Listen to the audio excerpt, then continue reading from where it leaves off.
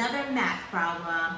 Okay, so today's math problem, the unit is scholars. So you guys, you guys are the units in this problem. Before we get into this problem, we need to make sure our bodies are ready, okay? And by that I mean feet need to be flat on the floor, back up nice and straight, eyes on the speaker and ears open. I'm checking. All right, great job, guys. So let's jump into this problem, shall we? There are 31 scholars that sit in the green row and 11 scholars that sit in the red row. How many scholars are in the rows all together? There are 31 scholars that sit in the green row and 11 scholars that sit in the red row. How many scholars are in the rows all together? I'm going to read this one more time. Have your magnifying glass up, looking for that important information. There are 31 scholars that sit in the green row and 11 scholars that sit in the red row. How many scholars are in the rows all together? Okay, guys, so what are we going to do first? What do we always do with the text? You got it. We mark up that text, okay? So we're going to go through this problem together.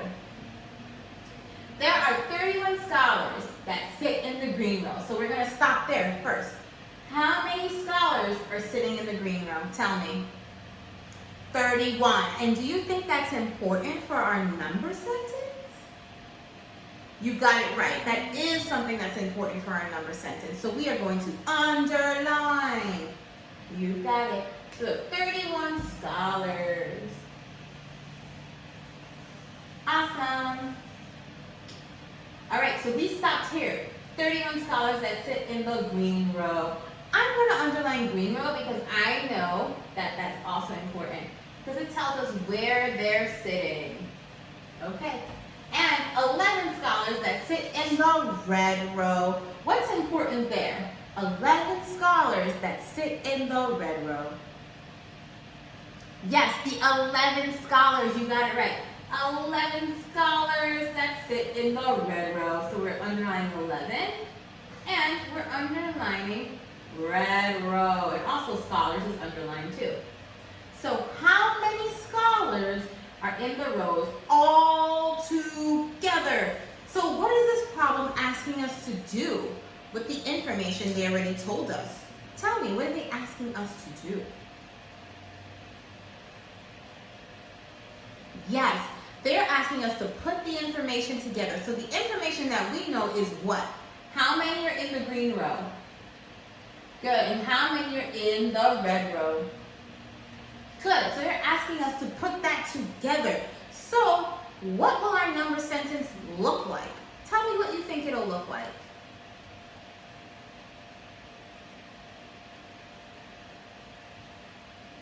Yes. So right. So you know that since we want to know how many there are all together, we're going to be using addition. So right. So we're going to be adding 31 plus 11, right? So let's do that part first. 31 plus 11. There we go. 31 plus 11. Now, what do we do next here? Yes, you're right. You put an equal sign. And what does it equal? Oh, of course, we don't know what it equals yet. So that means we're trying to what? Yes, that's what we're trying to solve for in the problem. So what do we draw to show what we're trying to solve for in the problem? We always draw something. Tell me what I should be drawing here. You're right. We're going to draw a box. So true. Now, we have our box here. Now, let's think about something. We always want to label our number sentences, right? So how can we label this number sentence?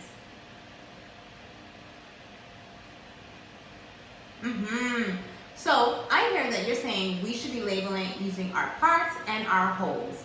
Yes, exactly. So, which one would be, let's start with our whole, because that's the big one. That's the total, right, of the two parts.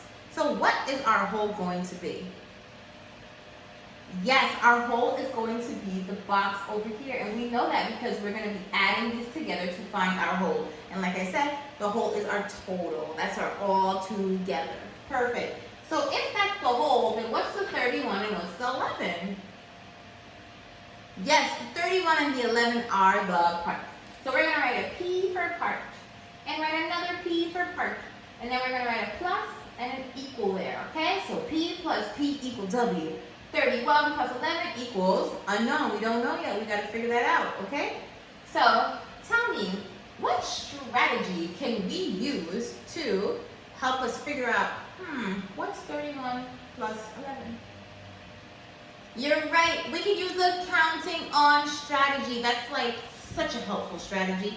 Exactly. So when we do the counting on strategy, are we going to start with the bigger number? Are we going to count on from the bigger number? Or are we going to count on from the smaller number? Which way is quicker? Yes, we're going to start from the bigger number. Because if we start from the bigger number in this problem, we would start from 31. And then we would only have to draw how many circles? 11 circles, that's right. But if we started with 11, we would have to draw how many circles? 31 circles. Who has time for 31 circles? I know that I don't have time for 31 circles. I think that you don't have time for 31 circles. So we are going to just start with the 31, count on 11, and see what we end up with as our total. Okay, so where am I putting 31? Point to it, point to it. Good, you're pointing here. So I'm going to put 31, and then put it in a what? Good. Put it in a box. Box that 31 out. Good. So now, what sign do I have to put there? Addition or subtraction sign? That's right. We're putting an addition sign because we're counting on, and we know that we're also just going to be adding, right? Good. Now, what is next? How many circles do I have to draw here? Yes, we're going to draw 11 circles. So count with me. 1, 2, 3, 4, keep going. 5, good, keep going. 6, 7, 8, 9, and 10. So we have one group of 10 here, right? So we just need to count on how many more. How many more circles do we have to draw? That's right, one circle. So we're going to draw that one circle down here. 11 circles, perfect. So now I'm going to count on from what number? What number are we starting with?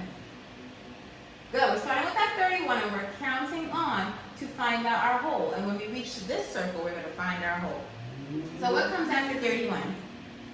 Good, 32. What's next? 33. And really make sure that you're putting the numbers over the right circles. Because I've noticed that some people have been just like writing numbers all the way on top, and then you can't even tell what circle is which, and they end up with the wrong whole. They end up with the wrong number. So please, I'm begging you, really be careful when you do this. Good. 34. Keep going. 35. 36. 37. 38. Good. 39. 40. 41, and ding, ding, ding, ding, ding, 42. So we know that 31 plus 11 is 42. So where are we going to write that 42? In the box. So right. Boom. There it is. Awesome. So now, what do we need to do? We're not done yet. We have to write our units. What is the units in this problem? Scholars. You guys are right. You remember from the beginning of the video that I said scholars. All right. So let's write it. 42 what? Scholars. That is so right, my friend. You guys did an awesome job here. 41 scholars. All right. So now it is time for what? Yes, it's time for your story problem. Get ready, get ready. Ta-da! There it is. All right, I'm going to read it to you 2 times, okay? There are 45 lollipops and 12 gumdrops in a candy dish. How many lollipops and gumdrops are there all together?